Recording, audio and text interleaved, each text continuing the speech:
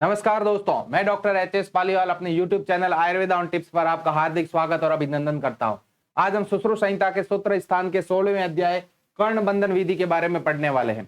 इस अध्याय के अंदर हम कर्ण संधि बंधन के प्रकार है उसके बारे में, कर्ण उपद्रव के बारे में और कर्ण छेदन कहां पर किया जाता है उसके बारे में हम पढ़ने वाले हैं। तो आइए शुरू करते हैं हम सुश्रुत सूत्र 16। आचार्य सुश्रुत बोलते हैं कि जो कर्ण वेदन किया जाता है उस कर्ण वेदन का प्रयोजन क्या। तो कर्ण वेदन का प्रयोजन क्या बताया? रक्षाभूषण निमित्त कर्ण वेदन का प्रयोजन। और कर्ण वेदन के प्रयोजन में आचार्य काश्यप क्या बोलते हैं? आचार्य काश्यप बोलते हैं कि धर्म, अर्थ और काम की प्राप्ति हेतु, काम की प्राप्ति, ये क्या है? कर्ण बंधन का प्रयोजन बताया है आचार्य काश्यप के अनुसार और ये आचार्य सुश्रुत के अनुसार। ठीक है, कर्ण वेदन कहाँ किया जाता है और कब किया जाता है? आचार्य सुश्रुत बोलते हैं कर्ण वेदन छठे और 7वें मास में करना चाहिए, शुक्ल पक्ष में। ठीक है, लेकिन आचार्य वाग्भट बोलते हैं छठा, 7वां और 8वें माह के अंदर करना चाहिए। कर्ण वेदन अगर बालक का करना हो, शिशु का करना हो, तो बालक के दक्षिण कर्ण के अंदर क्या करना चाहिए? कर्ण वेदन करना चाहिए। और अगर बालिका का करना हो तो कहां पे करना चाहिए? वाम कर्ण का करना चाहिए सबसे पहले। ठीक है, अब कर्ण वेदन कैसे करें? कर्णपाली अगर पतली है तो फिर कर्ण वेदन किससे करना चाहिए? कि सुई से करना चाहिए। और अगर कर्णपाली बड़ी है, मोटी है, तो कर्ण वेदन किससे करना चाहिए? कि आरा शस्त्र से करना चाहिए। तो आइए शुरू करते हैं कि आचार्य सुश्रुत के अनुसार कर्ण जो वेदन है, कर्ण वेदन वो कब करते हैं? कर्ण वेदन आचार्य सुश्रुत के अनुसार करते हैं छठा या 7वां माह।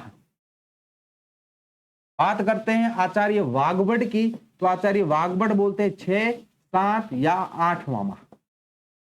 ठीक है, और पक्ष कौन सा? कि शुक्ल पक्ष में किसी अच्छी तिथि, करण, मुहूर्त आदि का ध्यान रखते हुए हमें क्या करना चाहिए? कि कुमार का या शिशु या बालक या बालिका का क्या करना चाहिए? कि कर्ण वेदन करना चाहिए। ठीक है, अब क्या करना चाहिए? कहां पर करना चाहिए? कि देवकृत छिद्र में करना चाहिए। देवकृत छिद्र में यहां पर क्या होगी? कि सप्लाई थोड़ी कम रहेगी, तो इन्फेक्शन होने के चांस नहीं रहेंगे और किसी भी वेसल्स के रैप्चर होने के चांस नहीं रहेंगे। तो आपको देवकृत छिद्र में करने होंगे। अगर आपने देवकृत छिद्र में कर्ण वेदन नहीं किया, और वो क्या होगा? सूर्य के प्रकाश में रखते हुए आपको करना है, और अगर वहां पर नहीं किया तो कुछ उपद्रव की उत्पत्ति होगी। ठीक है, तो वो भी हमें ध्यान रखना है।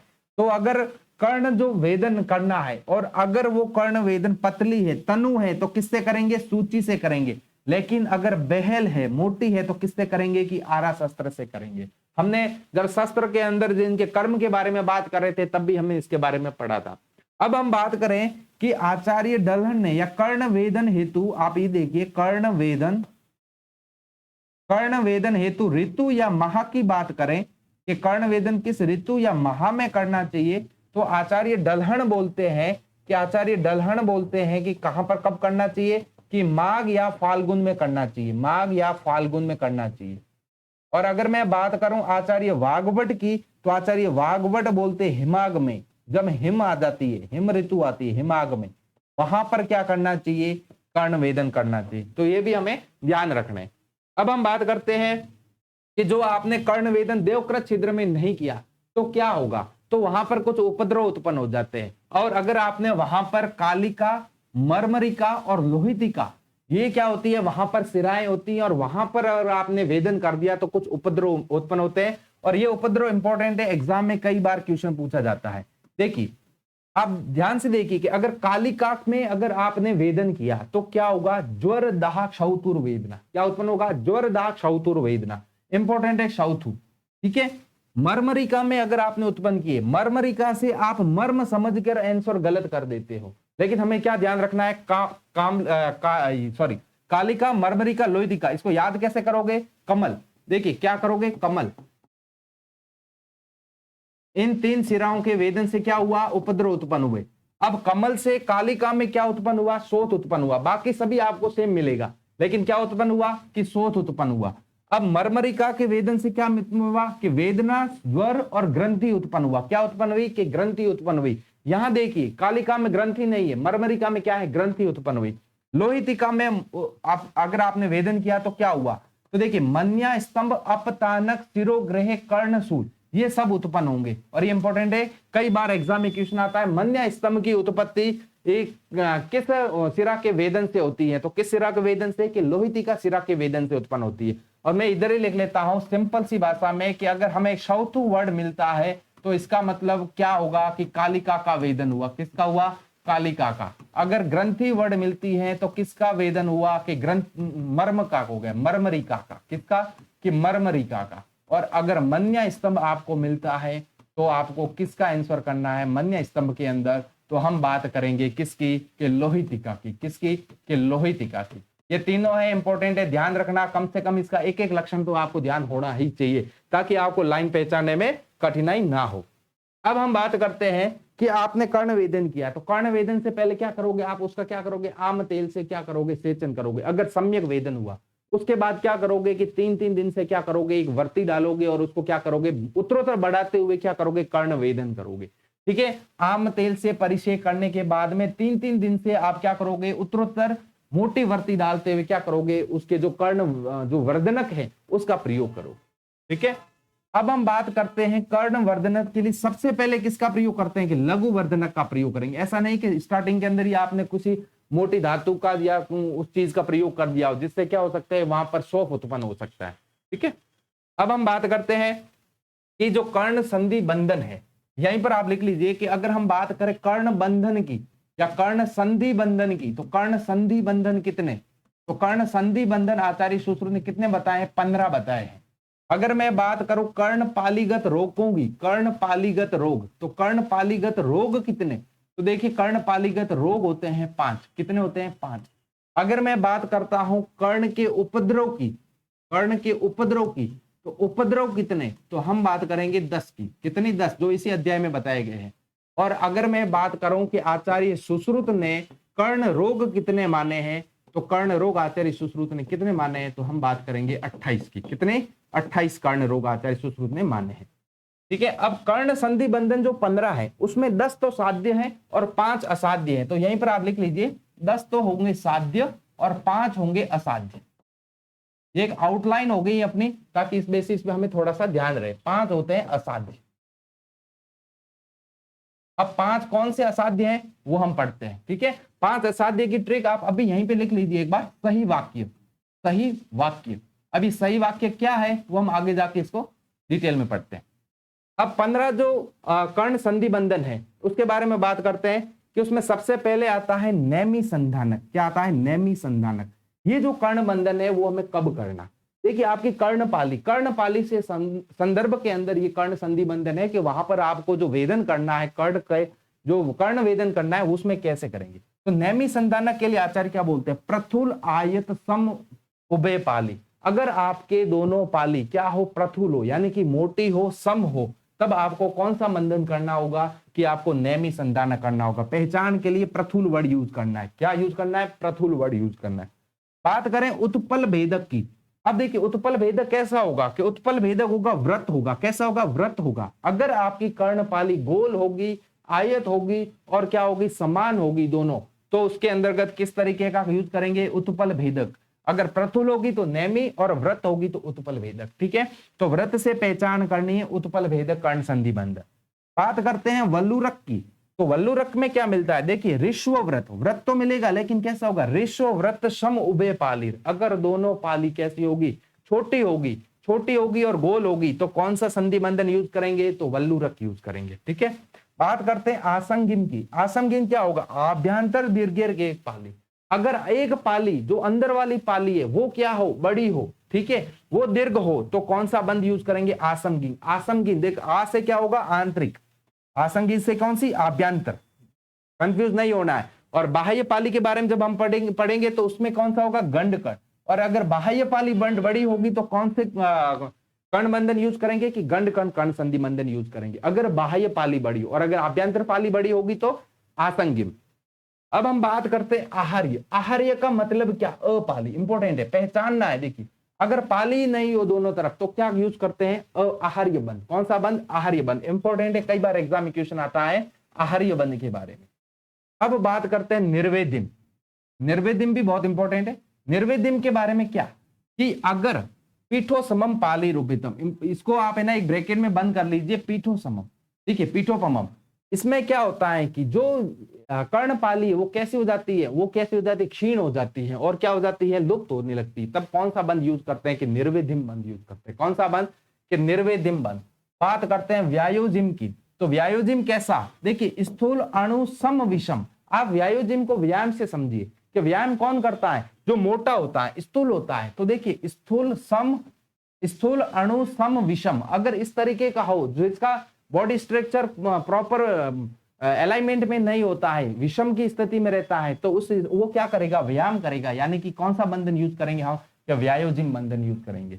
बात करते हैं कपाट संधि की, देखिए एक होता है कपाट संधि, एक होता है अर्ध कपाट संधि। कपाट संधि में देखिए आभ्यंतर दीर्घ एक पाली इतर अल्प पाली, यानी कि आभ्यंतर जो पाली होगी वो तो क्या होगी, लंबी होगी, लेकिन एक पाली क्या होगी, छोटी होगी। और हमने आसंगिम में क्या पढ़ा था कि अंदर वाली पाली क्या होगी, दीर्घ होगी। लेकिन इसमें ध्यान रखना पाली दोनों है, लेकिन दूसरी पाली क्या है, अल्प है।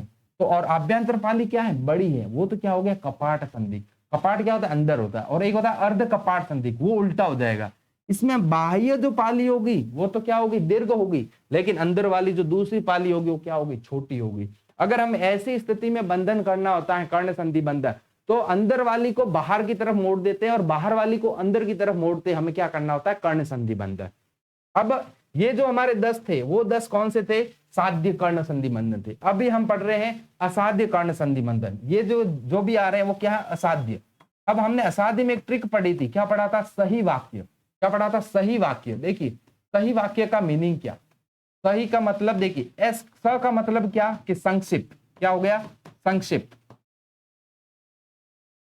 ही का मतलब क्या कि हीन कर्ण, क्या पड़ेगा, हीन कर्ण। व का मतलब क्या कि वल्लीकर्ण, इंपॉर्टेंट है वल्लीकर्ण। वल्लीकर्ण और वल्लुरक में कंफ्यूज नहीं होना है। क का मतलब क्या हो जाएगा कि काकोष्ठक।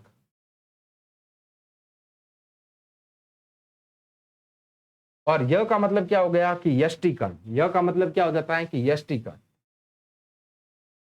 और य का मीनिंग यष्टिकर्ण। तो जो ये सही वाक्य की ट्रिक है वो क्या है, हमारे असाध्य कर्ण संधि बंधन है।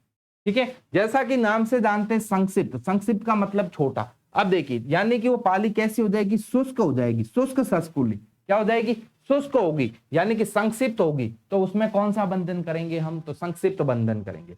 हीन कर्ण, हीन से भी आप देखिए, हीन का मतलब क्या हो गया कि वहां का जो मांस था वो मांस कैसा हो गया कि कम हो गया, हीन हो गया, यानी कि क्षीण मांसु। मांस क्या हो गया कर्णपाली का कि क्षीण हो गया है। और अन अधिष्ठान पाली, इंपॉर्टेंट है, ब्रैकेट में बंद कर लीजिए, अन अधिष्ठान पाली।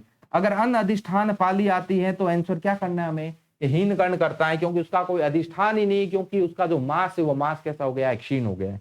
बात करते हैं वल्लीकर्ण की। वल्लीकर्ण कैसी, तनु विषम अल्प पालु, पतली होगी और विषम होगी और अल्प होगी। अगर ऐसी पाली मिलती है तो हमें कौन सा बंधन करना है कि वल्लीकर्ण करना है। कौन सा करना है कि वल्लीकर्ण।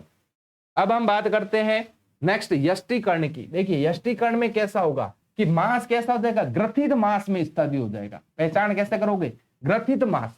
अगर ग्रथित मांस होगी और पाली कैसी होगी, सूक्ष्म होगी, तो कौन सा बंधन करेंगे हम, तो यष्टिकर्ण। और बात करते हैं काकोष्ठक की। देखिए काकोष्ठक और यष्टिकर्ण ये सब क्या है, असाध्य है। 3 उधर असाध्य लिख लिए थे और ये 2 इधर असाध्य। ठीक है, काकोष्ठक में क्या होगा, मांस ही नहीं होगा, निर्मांस। और वल्लीरक में क्या था हमारे पास में, वहां पे क्या था, सॉरी हीन के अंतर्गत, हीन कर्ण संधि बंधन के अंतर्गत मांस जो था वो कैसा था, क्षीण मांस था। लेकिन काकोष्ठक के अंदर तो मांस है ही नहीं, काकोष्ठक के अंदर मांस नहीं मिलेगा, निर्मांस स्थिति मिलेगी। और अगर हम बात करें यष्टिकर्ण में तो कैसा होगा, यष्टिकर्ण से ग्रथित मांस की उत्पत्ति होगी। और अगर हमें ग्रथित मांस मिलता है तो ऐसी कर्णपाली के अंदर हम कौन सा कर्ण संधि बंधन करते हैं कि यष्टिकर्ण। और अगर हमें मांस ही नहीं मिलता है, निर्मांस मिलता है, तो हम कौन सा संधि बंधन करते हैं कि काकोष्ठक। हमें लाइन की पहचान करनी है, तो एक एक जो भी इसका जो शब्द है वो हमें ध्यान में रखना है। अब हम बात करते हैं कि आचार्य बोलते हैं, जैसे मैंने अभी आपसे बात की कि अगर कपाट संधि बंधन मिलता है, यानी कि उसके आभ्यंतर पाली अगर बड़ी है, तो हमें क्या करना होता है कि उसको बाहर की तरफ लेते हुए क्या करना है, कर्ण संधि बंधन। और अगर उसके बाहर की पाली बड़ी है तो उसको अंदर की तरफ लेते हुए क्या करना है, उसके पाली का निर्माण करते हुए कर्ण संधि बंधन। आचार्य बोलते हैं एकेव तु भवेत पाली स्थूला पृथ्वी स्थिरा चया। अगर आपके पास में एक ही पाली है लेकिन वो स्थूल है, मोटी है, पृथ्वी स्थिरा, इस तरीके से है, प्रथुल है, मोटी है। और तो आप क्या करो, इसी एक पाली में क्या करो, उसको क्या करो, बीच से क्या करना चाहिए, आपको वेदन करना चाहिए। बीच से एक के दो बनाने हैं, तम द्विधा पाटित्वा, दो उसको क्या बनाने हैं, दो बनाने हैं, उसका क्या करो, भेदन करो। और भेदन करके क्या करना चाहिए, उसके ऊपर बंधन लगाना चाहिए। तो ये कौन सी पाली हो जाती है, तो ये पाली की बात करें तो कौन सी पाली के वो हो जाती है कि अगर आपके पास में एक पाली हो। ठीक है, तो ये बात है। अगर इसमें आपको बंधन पूछा जाए तो इसके अंदर अपन बंधन कौन सा करते हैं कि आहार्य बंधन करते हैं, जिसमें पाली नहीं होती है। देखिए इसमें एक ही पाली है। ठीक है, अब हम बात करते हैं नेक्स्ट कि आचार्य बोलते हैं कि अगर आपके पास में कोई पाली नहीं है और आपको कर्ण पाली बंधन करना है, कर्ण संधि बंधन करना है, और कर्ण पाली का निर्माण करता है उसके वर्धन हेतु, तब आप क्या करोगे। तो आचार्य देखिए यहां पर, देखिए हमारा आचार्य क्या बोला जाता है, आचार्य सुश्रुत को फादर ऑफ सर्जन, प्लास्टिक जो भी सर्जन है उसके क्या माना जाता है, उसके वो ज्ञाता माने जाते हैं, और उसके वो क्या माने जाते हैं, सर्जन माने जाते हैं। तो आचार्य बोलते हैं कि अगर कुछ भी आपको नहीं मिलता है तो क्या करो कि गाल से, आपके कपोल से गंडाद उत्पाट्य, मांस का एक टुकड़ा लेकर क्या करना चाहिए, जीवित। देखिए अब क्या कर रहे हैं, वो फ्लैप यूज कर रहे हैं, ग्राफ्ट भी नहीं, फ्लैप यूज कर रहे हैं। ग्राफ्ट और फ्लैप में क्या अंतर, ग्राफ्ट के अंदर क्या किया जाता है कि ब्लड सप्लाई नहीं आती है, ठीक है, वो एक जगह से लेकर दूसरी जगह पर लगाया जाता है। फ्लैप का मतलब आप एक जगह पे लेते हुए उसका दूसरा हिस्सा दूसरी जगह पे शिफ्ट करते हो, लेकिन वो तब तक वो उसके हिस्से को वहां से नहीं हटाते हो जब तक कि वो नॉर्मल स्थान पर शिफ्ट नहीं हो जाता है और उसको ब्लड सप्लाई उसके दूसरे हिस्से से मिलती रहे। वो फ्लैप होता है जो विथ ब्लड सप्लाई के साथ में लिया जाता है। तो आचार्य देखते क्या लेते हैं, फ्लैप ले रहे हैं। गंडादि उत्पाट्य मासेन स अनुबंधेन जीविता, आपके कपोल या गाल से क्या लेना है, एक मांस का टुकड़ा लेना है, और नासिका के पास में कर्ण संधि बंधन या कर्ण बंधन के पास में क्या उसको लेके जाना है, और फिर जब तक वो बन जाती है उसके बाद में ही क्या करना है, कपाल वाले सिरे से उसको क्या करना है, कपोल वाले सिरे से उसको हटाना है, और उसको क्या करना है, कर्ण संधि बंधन करना। ठीक है, तो ये भी हमें ध्यान रखना है। अब हम बात करते हैं नेक्स्ट कि हमारे आचार्य बोलते हैं कि हमने बात की थी कि तो कर्ण जो उपद्रव है, हमारे आचार्य सुश्रुत ने कर्ण उपद्रव कितने माने कि 10 माने। देखिए यहां पर मैं कर्ण उपद्रव लिख रहा हूं कि कर्ण उपद्रव, कर्ण संधि बंधन के जो उपद्रव है ना वो 10 होते हैं। आप इसकी एक ट्रिक लिख लीजिए। ट्रिक क्या है, डीजे से गैस ली। डीजे से गैस ली क्या मतलब है इसका, देखिए डी का मतलब क्या, 10 होते हैं ना। अब 10 में आपको 4 तो ये याद हो जाएंगे कि उत्पाटक, उत्पूटक, कंडुक, और चौथा हो जाएगा सकंडुक। 4 तो ये हो गए। अब बचे 6। अब 6 में से देखिए 5वां तो ये हो गया, छठा, 5वां क्या, डी से क्या हो जाएगा, दाहवान। क्या हो जाता है, दाहवान। जे से क्या उत्पन्न होगा, जे से हो जाएगा जंबुल। एस से क्या होगा, श्रावी। जी से क्या होगा, ग्रंथिक। ए से क्या होगा, अवमंधक। और अगर हम बात करें एस से, तो एस से क्या होता है कि एस से हो जाएगा श्यावान। कैसा हो जाएगा, श्याव वर्णों का हो जाएगा।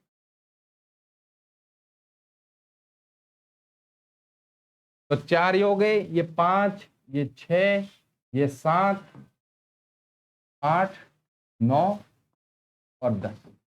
ये हमारे क्या है, कर्ण उपद्रव है, जिनके नाम हमें ध्यान रखने हैं। डीजे से गैस ली, आप ट्रिक याद कर सकते हो, आपको समझने में आसानी रहेगी।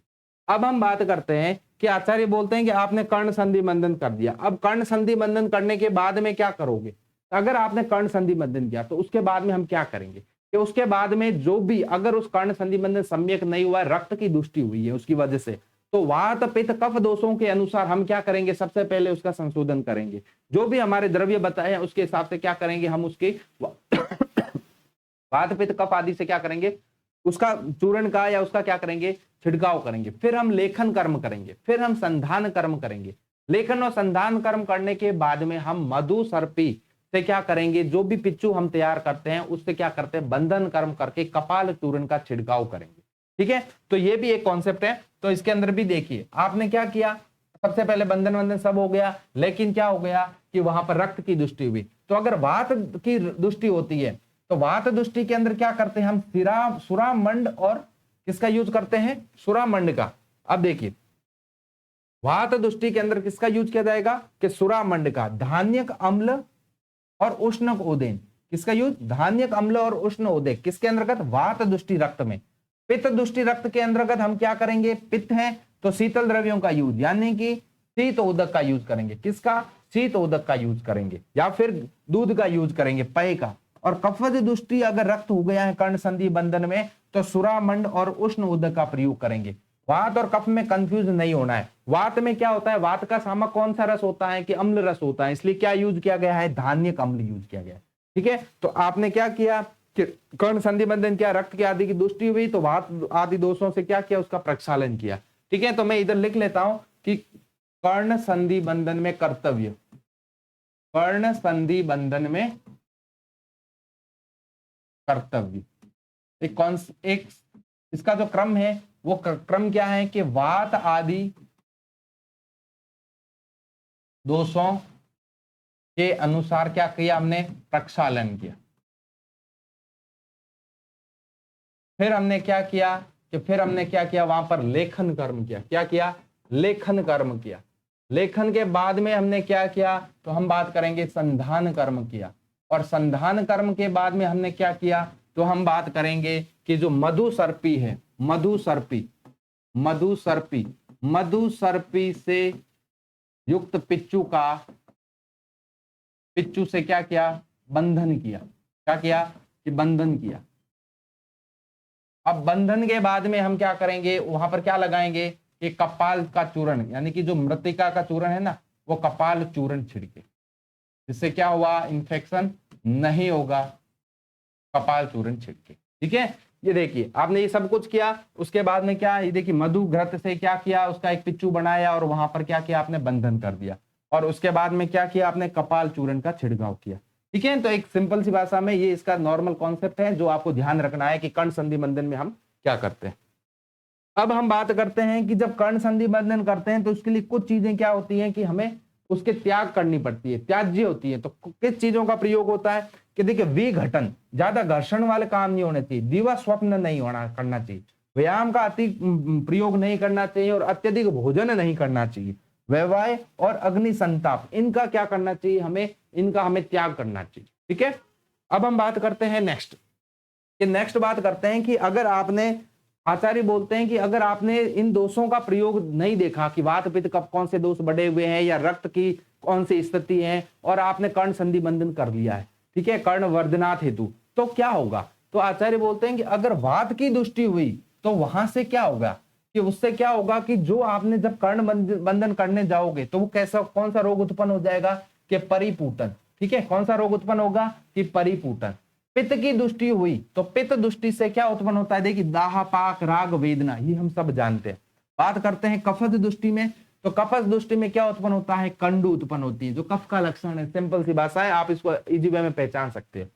इंपॉर्टेंट है अति रक्त प्रवृत्ति, अगर रक्त की ज्यादा मात्रा में प्रवृत्ति है और आपने वहां कर्ण संधि बंधन कर दिया या कर्ण वर्धनाथ प्रयोग किया है तो क्या मिलेगा, तो वहां पर च्याव शोफवान हो जाएगा। क्या सा हो जाएगा, वो वहां का वर्ण कैसा हो जाएगा, कर्ण का च्याव वर्ण हो जाएगा, क्योंकि वहां क्या होगा, ब्लड रुकना शुरू हो जाएगा और वहां पर इंफ्लामेशन डेवलप हो जाएगा। ठीक है, और अगर क्षीण अल्प मास है तो क्या होगा कि वहां पर अगर आपने कर्ण संधि बंधन या कर्ण वर्धनाथ का प्रयोग किया कर्ण बंधन हेतु, तो वहां पर उसकी क्या होगी, वृद्धि नहीं होगी, यानी कि वो आगे बढ़ेगा ही नहीं। ठीक है, तो ये हमें ध्यान रखना है। ये सब करने के बाद में हमने पहले भी पढ़ा था कि आम तेल से क्या करना है, परिषेक करना है, और धीरे धीरे लघु वर्धनक से कर्ण वर्धनाथ को क्या करना है, प्रयोग करना है। अब हम बात करते हैं कि अगर आपने सब चीजें कर ली, स्नेहन कर लिया, स्वेदन कर लिया, अभ्यंग कर लिया, सब कुछ कर लिया, लेकिन फिर भी कर्ण का वेदन बड़ा नहीं हो रहा है, सम्यक नहीं हो रहा है, तो कर्ण वर्धनाथ हेतु क्या करना। तो आचार्य बोलते हैं क्या करना चाहिए, हमें अपांग प्रदेश में प्रछान लगाना चाहिए। कहां पर, अपांग प्रदेश में, इंपॉर्टेंट है, अपांग में लगाना चाहिए। अगर आपने बाह्य प्रदेश में अगर आपने प्रछान किया तो क्या होगा, बाह्य प्रदेश में प्रछान करने से कॉम्प्लिकेशन उत्पन्न होंगे। देखिए कॉम्प्लिकेशन, निश्चित ही कॉम्प्लिकेशन, कौन से, जैसे कि क्या हो सकता है, आंध्यता उत्पन्न हो सकती है। क्या? आंध्यता उत्पन्न हो सकती है। पेशेंट अंधा हो सकता है, तो हमें ये ध्यान रखना है, आंध्यता।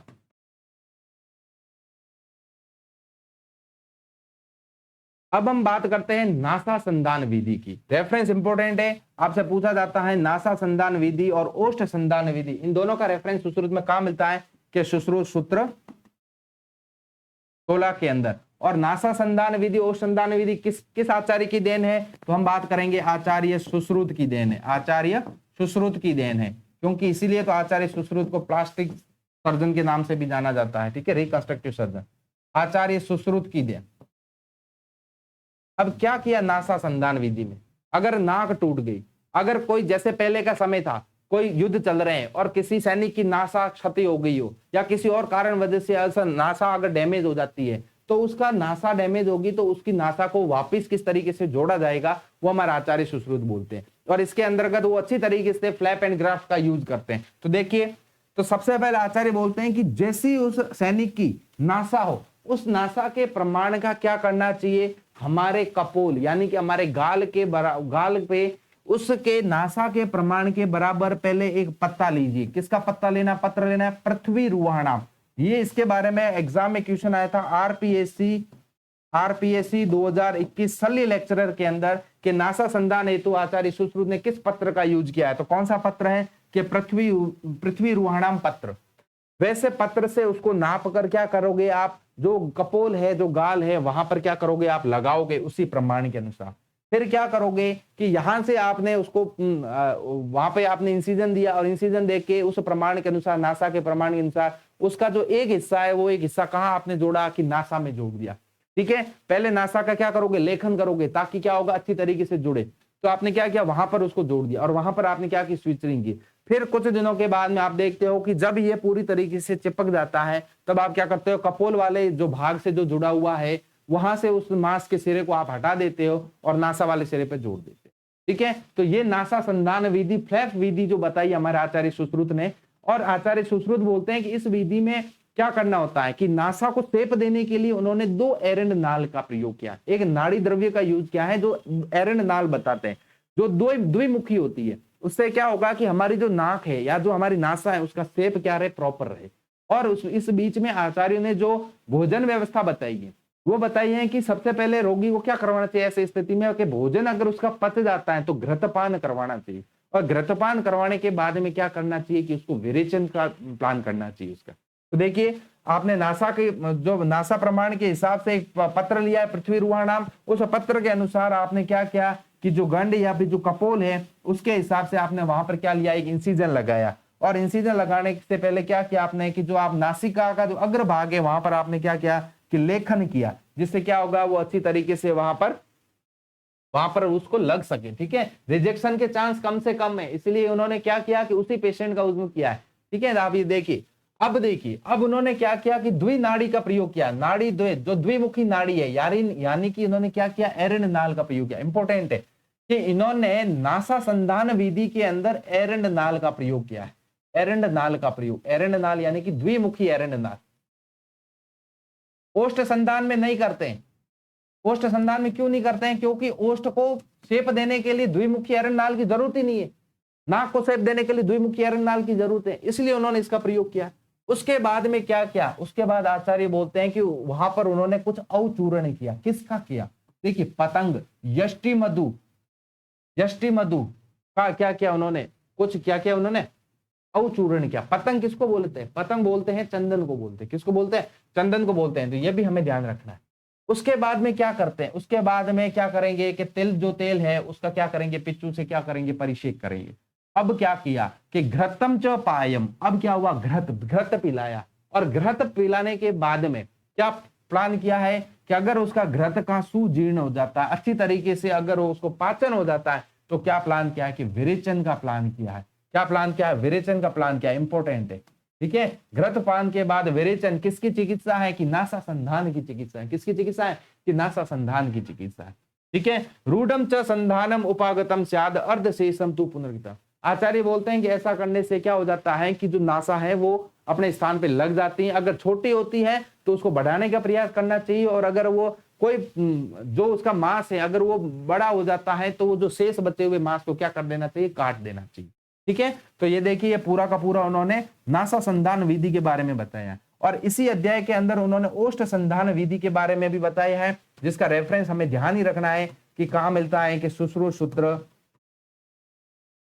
16 के अंदर मिलता है। और ओष्ठ संधान विधि भी आचार्य चरक की देन, आचार्य सुश्रुत की देन है। किसकी देन है? आचार्य सुश्रुत की देन है।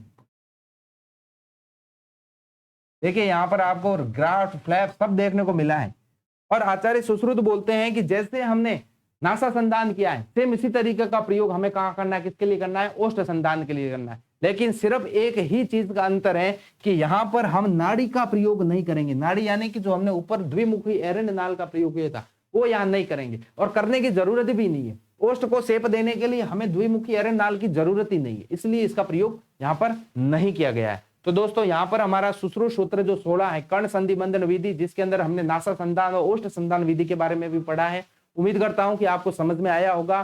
तो अब हम मिलते हैं अपनी नेक्स्ट क्लास के अंतर्गत। आज के लिए इतना ही। जय हिंद, जय भारत, जय आयुर्वेद।